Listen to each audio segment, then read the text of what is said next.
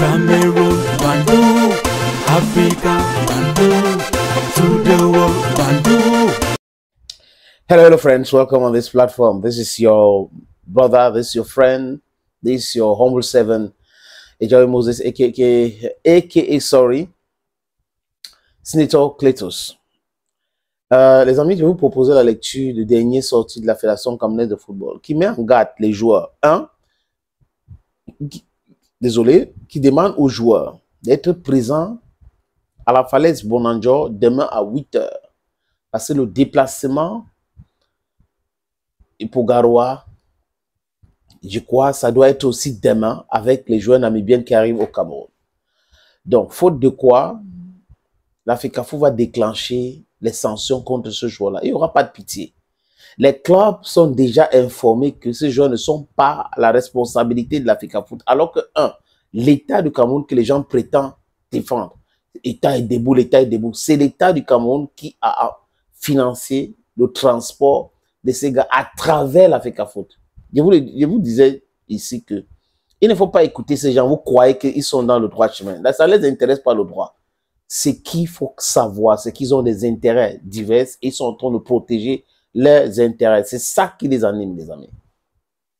Je vous propose donc la sortie de la fédération qui met en garde l'opinion publique internationale et nationale, qui met en garde ces gens-là. Et j'ai même appris que les soi-disant champions n'étaient pas au courant et maintenant, c'est en train de chauffer.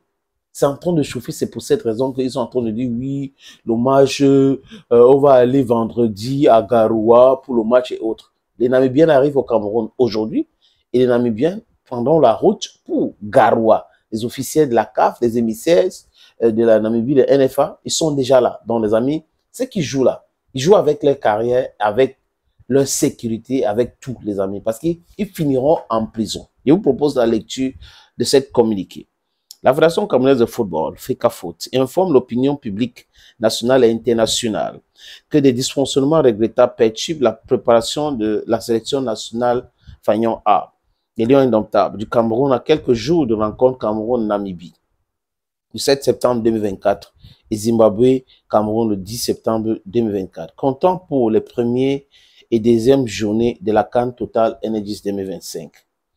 Dans le cadre de la préparation de dites rencontres, les mesures suivantes ont été prises pour sa réussite optimale, notamment la programmation du match au stade Rumdiadja de Garoua après concertation entre la Fédération camerounaise et namibienne, conformément au règlement de la compétition et à la suite de l'indisponibilité déclarée par le NIES du stade principal de Djapouma pour cause de pluviométrie. Les réserves de l'UNIES sur ce stade, formulées tardivement après une validation dans une note antérieure, n'ont pas permis à la CAF de revoir la programmation évoquée supra. Comme de coutume, l'État du Cameroun, dans sa bienveillance, assistance et son accompagnement remarquable à la FECAFOOT, a mis à sa disposition des moyens financiers adéquats. Ce même État ne saurait se reconnaître de quelque manière que ce soit dans des actes susceptibles de perturber les activités de la Fédération. Ministère des Lions indomptables. Ainsi, c'est moi qui ai ajouté cela. Ainsi donc, la FECAFOOT a pris toutes les mesures nécessaires pour le transport des joueurs et de leur club respectif à Douala, le lieu de cette rencontre. Donc, vous comprenez que la FECAFOOT a pris les dispositions et l'État a payé et les gens ont détourné les joueurs. Le rassemblement retenu pour leur hébergement et les séjours dans la dite ville avant le déplacement pour Garoua. Impliqués parfois contre leur volonté dans cette entreprise de manipulation, un grand nombre de joueurs ont été sortis de l'encadrement prévu par la Fédération camerounaise de football et communiqués à leurs clubs respectifs. Des personnes animées d'intentions malveillantes se sont arrogées les moyens de l'État pour livrer au monde entier un spectacle indigne, ternissant l'image de notre pays, tout en exposant les joueurs aux sanctions prévues par les dispositions et le règlement de statut et du transfert des joueurs.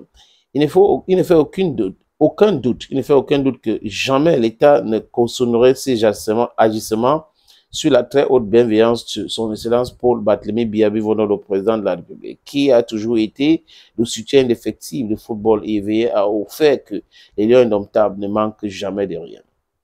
Nous prenons en témoin l'opinion publique sur la volonté de perturber et de nuire Animant certains acteurs, l'Africafoot relève que ces manœuvres impactent négativement son fonctionnement et ses résultats, notamment en cette période de recherche de la performance. Elle invite les autorités, elle invite les auteurs à cesser les menées irresponsables, susceptibles de déstabiliser la sérénité de la sélection à la veille de deux échéances importantes. Les acteurs de ces agissements coupables seront tenus pour responsables des actes punissables dont ils seront les instigateurs. Dans l'absolu, ils assumeront tôt ou tard l'entière responsabilité de l'ensemble de leurs œuvres néfastes pour notre pays. Qu'il soit bien entendu que les 24 joueurs régulièrement convoqués par l'entraîneur sélectionneur national sont entendus au plus tard le 4, donc aujourd'hui, à 4 septembre à Douala, à 8 h à l'hôtel La Falaise Bonanjo, Douala. Faute pour eux de se conformer à cette prescription, l'Africafoot prendra toutes ses responsabilités sans état d'âme, conformément au cadre juridique en vigueur.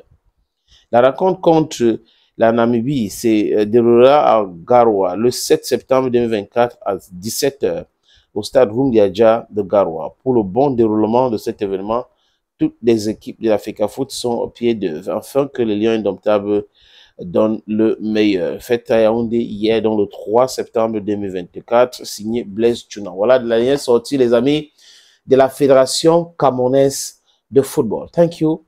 Bye bye.